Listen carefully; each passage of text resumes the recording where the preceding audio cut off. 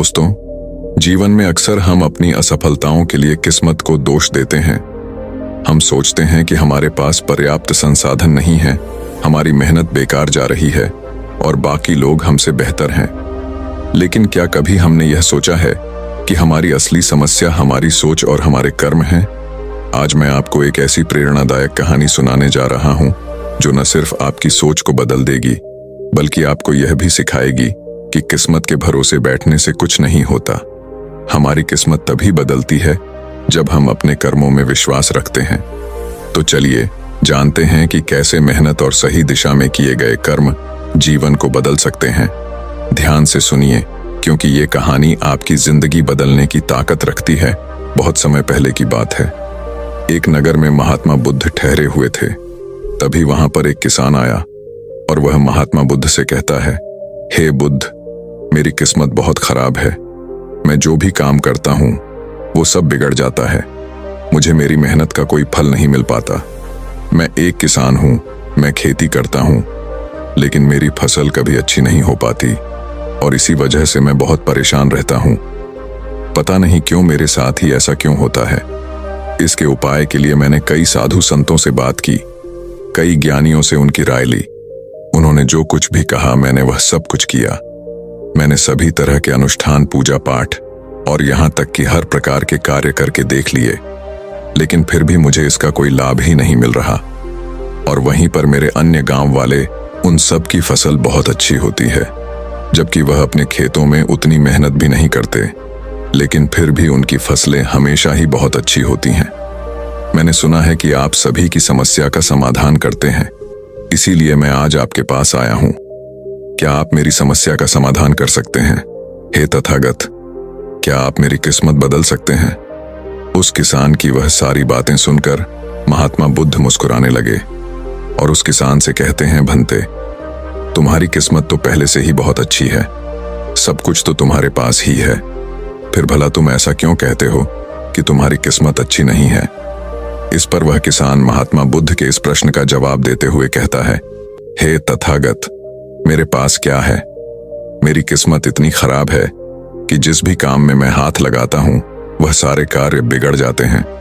मैं चाहकर भी अपने खेतों में अच्छी फसल नहीं उगा पाता, जबकि वहीं पर मेरे गांव के अन्य लोग अच्छी फसलें उगा लेते हैं और वे लोग मेरी जितनी मेहनत तक नहीं करते। तो ऐसे में भला मेरी किस्मत कैसे अच्छी है? इस पर महात्मा बुद्ध मुस्कुराते हुए उस किसान से कहते हैं, भंते, तुम्हारे पास एक स्वस्थ शरीर है, तुम्हारे सभी अंग अच्छी तरह से काम करते हैं, तुम्हारा मस्तिष्क भी अच्छी तरह से काम करता है और तुम्हारे पास अच्छी खासी जमीन भी है। भला तुम्हारे पास किस चीज की कमी है? अगर ऐसे देखा जाए तो तुम्हारी किस्मत तो बहुत अच्छी है। इस पर वो किसान महात्मा बुद्ध से कहता है, हे तथागत, मेरी समस्या यह नहीं है। मेरी समस्या तो यह है कि जिन भी कार्यों में मैं हाथ डालता हूं वह कार्य बिगड़ क्यों जाते हैं। रही बात जमीन, अच्छा शरीर, अच्छा मस्तिष्क और अच्छे अंगों की, तो वह तो सभी के पास है। मेरे सभी गांव वालों के पास भी है और उनके पास अच्छी जमीन भी है और तो और उनके पास अच्छी फसल भी है। इसी कारण वे लोग हमेशा सुखी रहते हैं। लेकिन मेरे खेतों में तो अच्छी फसल हो ही नहीं पाती। हर वर्ष मुझे एक भारी नुकसान झेलना पड़ता है। क्या आप मुझे कोई इसका उपाय बता सकते हैं? क्या ऐसा कोई मंत्र, क्या ऐसा कोई तरीका है जिससे मेरी किस्मत एक बार फिर से चमक जाए? इस पर महात्मा बुद्ध उस किसान से कहते हैं, ठीक है, यदि तुम कोई उपाय चाहते हो या कोई मंत्र चाहते हो तो वह मैं तुम्हें अवश्य ही दूंगा, लेकिन उससे पहले मुझे यह बताओ, क्या तुम्हें पता है तुम्हारे खेत में खजाना है? ये सुन वह किसान थोड़ा आश्चर्यचकित हुआ और वह महात्मा बुद्ध से तुरंत ही बोल पड़ा, हे बुद्ध, आप ये क्या कह रहे हैं? मेरे खेत में खजाना है और यह मुझे पता तक नहीं। बताइए, वह खजाना कहाँ है? मैं अभी उसे जाकर निकाल लूंगा। बताइए बुद्ध, वो खजाना कहाँ है? इस पर महात्मा बुद्ध उस किसान से कहते हैं, भंते, वह खजाना तुम्हें ऐसे नहीं मिलने वाला। उसके लिए तुम्हें मेरा कार्य करना होगा। मैं तुम्हें जैसा जैसा कहूंगा तुम्हें वैसा ही करना होगा, तब जाके तुम्हें वह खजाना अवश्य मिल पाएगा। उस किसान ने महात्मा बुद्ध की सारी बातें सुनी और उसके बाद वह किसान महात्मा बुद्ध से कहता है, हे तथागत, बताइए मुझे क्या करना होगा? आप जैसा कहेंगे मैं वैसा करने के लिए तैयार हूं, लेकिन मुझे बता दीजिए कि आखिर वह खजाना मेरे खेत में कहां पर है। इस पर महात्मा बुद्ध उस किसान से कहते हैं, भंते, अपने खेतों में जाओ और अपने खेतों की खुदाई करके एक मिट्टी टोकरी भरकर मेरे पास लाओ। वह किसान तुरंत ही महात्मा बुद्ध की बात मान लेता है। वह भागा भागा अपने खेतों में जाता है और जल्दी जल्दी एक टोकरी मिट्टी भरकर वह वापस महात्मा बुद्ध के पास पहुंचता है। उस मिट्टी को देखने के बाद महात्मा बुद्ध उस किसान से कहते हैं, ठीक है, अब मेरी बात ध्यान से सुनो।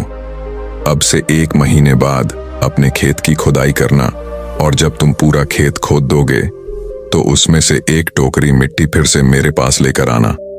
महात्मा बुद्ध के मुख से यह बात सुनकर वह किसान कुछ देर के लिए सोच में पड़ गया। वह यह सोचने लगा, जब खजाना मेरे खेतों में गड़ा हुआ है तो महात्मा बुद्ध मुझे सीधे सीधे बता क्यों नहीं देते कि वह कहां पर है। उसने कुछ देर सोच विचार करने के बाद महात्मा बुद्ध से आखिरकार यह बात पूछ ही ली। वह किसान महात्मा बुद्ध से कहता है, हे तथागत, यदि वह खजाना मेरे खेतों में है तो आप मुझे बता क्यों नहीं देते कि वह कहां पर है। मैं उसे अभी जाकर निकाल लेता हूं। भला मुझे 1 माह का इंतजार क्यों करना है? आखिर इसकी क्या जरूरत है? इस पर महात्मा बुद्ध बड़े शांत स्वर से उस किसान से कहते हैं, भंते, हर कार्य का एक समय होता है और वह कार्य यदि उचित समय पर किया जाए तो वह हमें उचित और शुभ फल देता है। तुम चाहते हो तो मैं तुम्हें खजाना बता देता हूं कि वह खजाना तुम्हारे खेतों में कहां गड़ा हुआ है। लेकिन एक पल के लिए यह भी सोच लो, अगर तुम अभी उस खजाने को पाने की कोशिश करोगे तो हो सकता है कि तुम्हारे हाथ तो कुछ भी ना आए। सोच लो, तुम अभी उस खजाने को पाना चाहते हो या 1 महीने के बाद। महात्मा बुद्ध के मुख से यह सारी बातें सुनकर वह किसान कुछ देर के लिए सोच विचार में पड़ गया और फिर वह महात्मा बुद्ध से कहता है, हे तथागत, आप जैसा कहेंगे मैं वैसा ही करूंगा। इतना कहकर वह महात्मा बुद्ध को प्रणाम करके वापस घर लौट जाता है। वह जैसे तैसे अपने मन को मार तो लेता है, अपनी इच्छाओं को दबा तो लेता है, किंतु अब भी उसका मन बहुत बेचैन था। वह उस खजाने को जल्द से जल्द पाना चाहता था। रात में उसे खजाने के सपने आया करते थे। वह दिन भर केवल खजाने के बारे में ही सोचता रहता था। जब भी वह खेत जाता तो एक किनारे पर बैठता और उस खजाने के बारे में सोचने लग जाता। दिन भर हर समय उसके मन में केवल खजाना पाने के विचार ही चलते रहते। वह यह सोचता रहता कि जब मुझे खजाना मिल जाएगा तो मैं तो इस नगर का सबसे अमीर आदमी बन जाऊंगा। मेरे पास सारे ऐशो आराम होंगे और मैं अपना जीवन आनंदमय बिताऊंगा। मुझे किसी चीज की कोई कमी नहीं होगी। देखते ही देखते ऐसे ही करीब 1 माह बीत गए और वह अपने खेतों में गया और उसने अपने खेतों में से एक टोकरी मिट्टी खोदी। उस टोकरी में भरकर वह महात्मा बुद्ध के पास पहुंचा और महात्मा बुद्ध से कहता है, हे तथागत, यह लीजिए एक टोकरी मिट्टी जो मैंने अपने खेत से लाई है। अब बताइए वह खजाना कहां पर है। इस पर महात्मा बुद्ध उस किसान से कहते हैं, क्या तुमने अपना सारा खेत खोद दिया? इस पर वो किसान महात्मा बुद्ध से कहता है, नहीं तथागत, आपने कहा था केवल एक टोकरी मिट्टी ही आपको चाहिए, इसलिए मैंने केवल एक टोकरी मिट्टी ही निकाली। भला उसके लिए मुझे पूरा खेत जोतने की क्या जरूरत है? बस आप मुझे यह बता दीजिए कि वह खजाना मेरे खेतों में कहां पर गड़ा हुआ है। मैं जाकर वहीं पर खोदूंगा और वह खजाना निकाल लूंगा। इस पर महात्मा बुद्ध उस किसान से कहते हैं, भंते, वह खजाना पूरा खेत जोतने से ही मिलेगा। यदि तुम अपना खेत नहीं जोतोगे तो वह खजाना कभी नहीं बाहर आने वाला। अब सोच लो तुम्हें क्या करना है। इस पर वह किसान एक बार फिर कुछ देर के लिए सोच विचार में पड़ जाता है और वह यह तय करता है कि वह जाकर अपने खेत को जोतेगा। इसलिए वह महात्मा बुद्ध को प्रणाम करके वापस घर लौट जाता है और अगले ही दिन वह अपना सारा खेत जोतकर एक बार फिर से एक टोकरी मिट्टी भरकर महात्मा बुद्ध के समक्ष पहुंच जाता है। तभी महात्मा बुद्ध उस किसान से कहते हैं, भंते, अभी तुम्हारा खेत ठीक से नहीं जोता गया है। जाकर एक बार फिर कोशिश करो, एक बार फिर अपने खेतों में हल चलाओ। इस पर वह किसान महात्मा बुद्ध से कहता है, हे तथागत, मेरे पास हल नहीं है, बल्कि मैं खुद से ही हल की जगह पर खेत जोतता हूं। इस पर महात्मा बुद्ध उस किसान से कहते हैं, कोई बात नहीं भंते, एक बार फिर परिश्रम करो और इस परिश्रम का फल तुम्हें अवश्य मिलेगा। वह किसान महात्मा बुद्ध की बात मान लेता है और वह एक बार फिर से अपने खेतों में मेहनत करता है। वह एक बार फिर से हल चलाता है और एक टोकरी मिट्टी लेकर वह महात्मा बुद्ध के समक्ष फिर से उपस्थित हो जाता है। मिट्टी देखकर महात्मा बुद्ध उस किसान से कहते हैं, हाँ अब ठीक है, किंतु अब तुम्हें मेरा दूसरा कार्य करना होगा। इतना कहकर महात्मा बुद्ध उस किसान से कहते हैं, जाओ और अपने खेतों में उन फसलों की बीज डालो जिन फसलों को तुम उगाना चाहते हो। इस पर वह किसान थोड़ा अचरज में महात्मा बुद्ध से कहता है, हे तथागत, आपने तो खजाने की बात की थी, फिर बीच में यह फसल कहां से आ गई? इस पर महात्मा बुद्ध उस किसान से कहते हैं, भंते, अगर तुम्हें खजाना चाहिए तो तुम्हें मिट्टी में बीज तो डालने ही होंगे। इस पर वह किसान महात्मा बुद्ध से कहता है, हे तथागत, आप जैसा कहेंगे मैं वैसा करने के लिए तैयार हूं, किंतु यदि मैं अभी बीज लेने जाऊंगा तो वो मुझे महंगे पड़ेंगे और अभी मेरे पास इतना धन भी नहीं है। यदि मैं कुछ समय बाद उसे लेने जाऊंगा तब वह मुझे सस्ते मिल सकते हैं। इस पर महात्मा बुद्ध उस किसान से कहते हैं, भंते, मैंने तुम्हें कहा था यदि हम किसी कार्य को सही समय पर करते हैं तो हमें उचित लाभ मिलता है, किंतु अगर वही कार्य उस समय पर नहीं होता तो उसका फल हमें नहीं मिल पाता। इसीलिए आज ही जाओ और अपने खेतों में बीज डालो। वह किसान महात्मा बुद्ध की बात मान लेता है। वो महात्मा बुद्ध को प्रणाम करके बीज लेने निकल जाता है। बीज लाकर वह अपने खेतों में भी डाल देता है और फिर वह महात्मा बुद्ध के पास वापस पहुंचता है और बुद्ध से कहता है, हे तथागत, आपने जैसा कहा था मैंने वैसा ही किया। अब मुझे बताइए कि आखिर मेरे खेतों में वह खजाना कहां पर है ताकि मैं उसे निकाल सकूं। इस पर महात्मा बुद्ध मुस्कुराने लगे और उस किसान से कहते हैं, भंते, अभी तो तुम्हें एक और कार्य करना है, उसके बाद वह खजाना तुम्हें खुद ब खुद दिखेगा।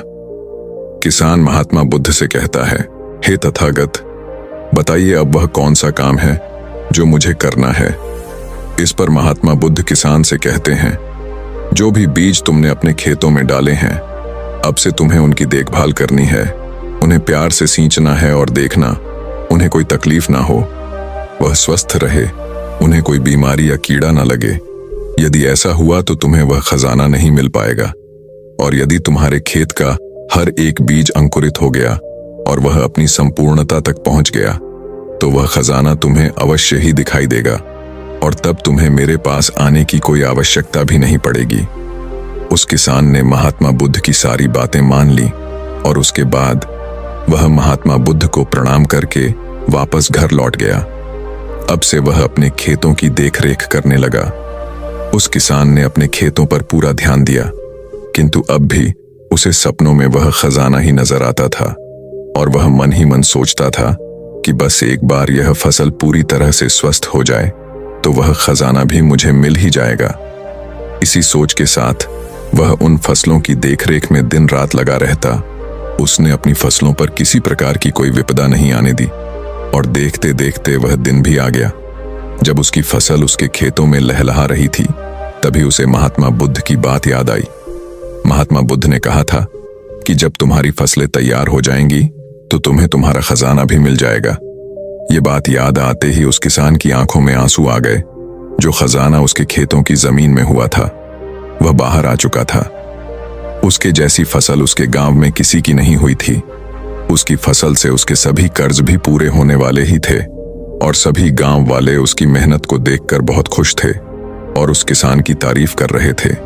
लेकिन तभी उस किसान को महात्मा बुद्ध की याद आई और वह खुद को महात्मा बुद्ध के समक्ष पहुंचने से रोक न पाया। वह तुरंत ही महात्मा बुद्ध के चरणों में जा गिरा और उनसे कहने लगा, हे तथागत, आपने जो खजाना मुझे बताया था वो मुझे मिल गया है, लेकिन मुझे यह बात नहीं पता चल रही कि वह खजाना मुझे पहले क्यों नहीं मिला। इस पर महात्मा बुद्ध उस किसान से कहते हैं, भंते, हमेशा किस्मत को दोष देना सही नहीं होता। पहले तुम अपनी किस्मत को सही करने में लगे हुए थे, लेकिन तुम यह भूल रहे थे कि तुम्हारी किस्मत तो पहले से सही थी। तुम सही काम नहीं कर पा रहे थे।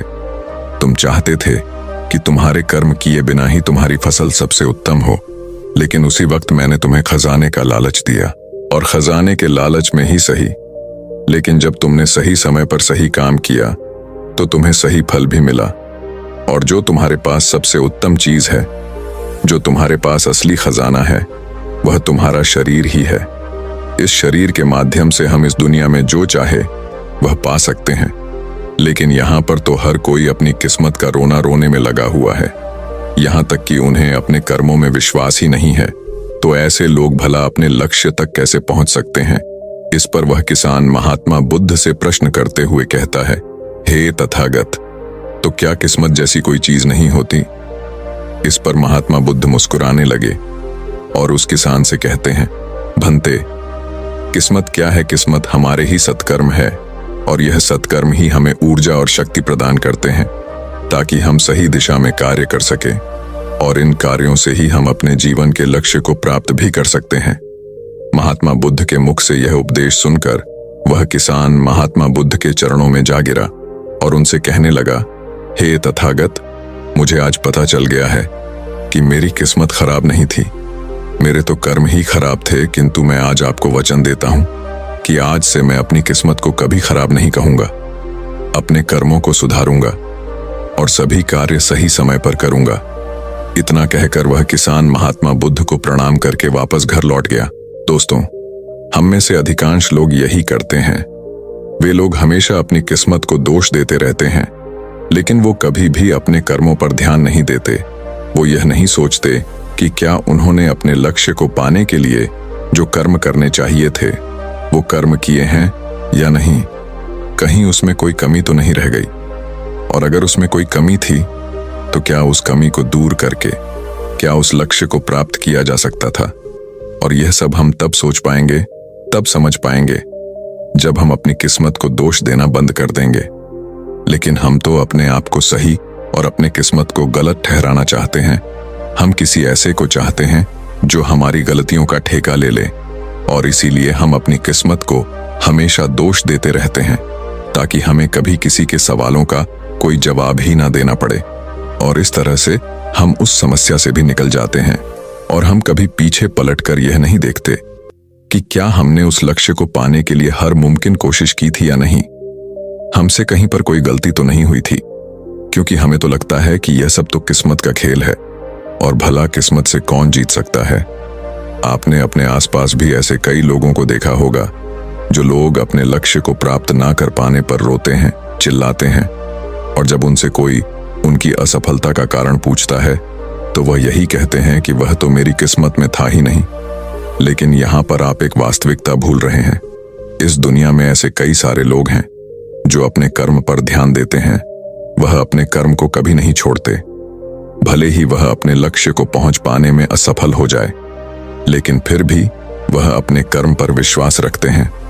और जो लोग अपने कर्म पर विश्वास रखते हैं वह लोग कभी यह नहीं कहते कि उनकी तो किस्मत ही खराब थी, बल्कि वह दोबारा फिर से एक बार पूरी शक्ति से उस लक्ष्य को पाने की कोशिश करते हैं।